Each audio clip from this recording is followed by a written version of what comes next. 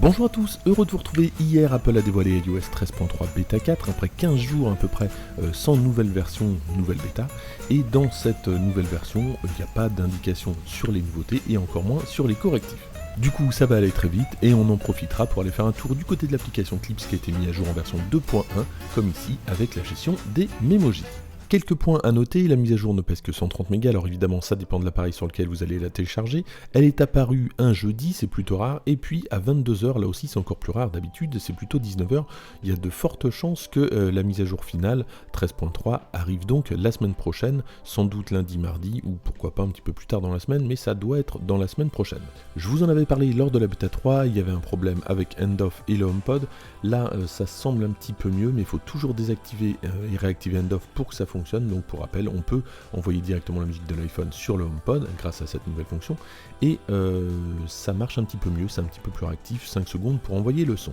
Autre problème qui ne semblait pas avoir été réglé, alors vous avez été quelques-uns à m'envoyer des messages sur Twitter ou Facebook pour me dire que ça n'avait pas été réglé. Moi ça l'avait été quand on transfère un mail depuis l'application Mail, alors une partie du mail n'était pas transférée ou alors l'application quittait. Pour moi je n'avais plus le problème. Dites-moi si avec cette bêta 4 le problème est corrigé pour vous.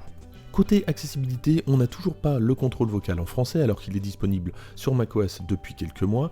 Et puis toujours le même bug avec l'application podcast, lorsque VoiceOver est activé et que on sélectionne un podcast, alors comme celui-ci. Voilà, donc là je vais accéder au titre et je vais me retrouver en plein milieu des titres, alors que si je désactive VoiceOver, eh bien je vais me retrouver en tête de liste comme normalement. Donc là je désactive VoiceOver. Je le remets, voilà, et là il n'y a pas de problème, donc problème toujours pas résolu en bêta 4. Voilà, pas plus d'informations, Apple n'ayant pas communiqué de correctifs particuliers, et puis au niveau fluidité c'est toujours pas mal, au niveau de la batterie puisque c'est des sujets qui reviennent assez fréquemment, moi j'ai pas rencontré de problème et ça fait pas assez de temps que je teste cette version bêta 4, dites-moi lorsque vous aurez pu tester un petit peu plus si ça a amélioré votre batterie ou non. Et puis l'autre nouveauté c'est Clips qui est passé en version 2.1, on est en version 2.07, donc une petite mise à jour un petit peu plus importante que les versions précédentes, notamment avec l'intégration des animojis et des memojis, donc on va pouvoir s'enregistrer avec les memojis, ça c'est plutôt pas mal. Et pour rappel, donc Clips c'est l'application d'Apple qui est gratuite, qui permet de faire des petites vidéos pour les réseaux sociaux.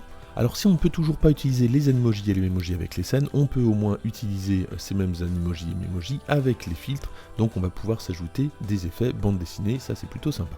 Une nouvelle affiche fait son apparition, ça s'appelle Que la neige tombe, voilà, c'est celle qui se trouve juste ici, cette saison, et alors c'est pas un fond vert, vous n'allez pas pouvoir ajouter une incrustation, c'est simplement une affiche comme ça, qu'on va pouvoir animer, voilà à quoi ça ressemble. Autre nouveauté, ça concerne les autocollants, donc il y a de nouveaux autocollants qui font leur apparition, et en plus d'avoir de nouveaux autocollants, on va pouvoir les utiliser en tant que tracking, par exemple les coller à une partie du visage, et ça va suivre le visage, et en plus des autocollants, ça marche également pour le texte. Toujours côté autocollants, on va avoir de nouveaux autocollants Disney, notamment des Mickey, qui se trouvent un petit peu à gauche. Voilà, c'est des Mickey animés qu'on va pouvoir rajouter également aux vidéos.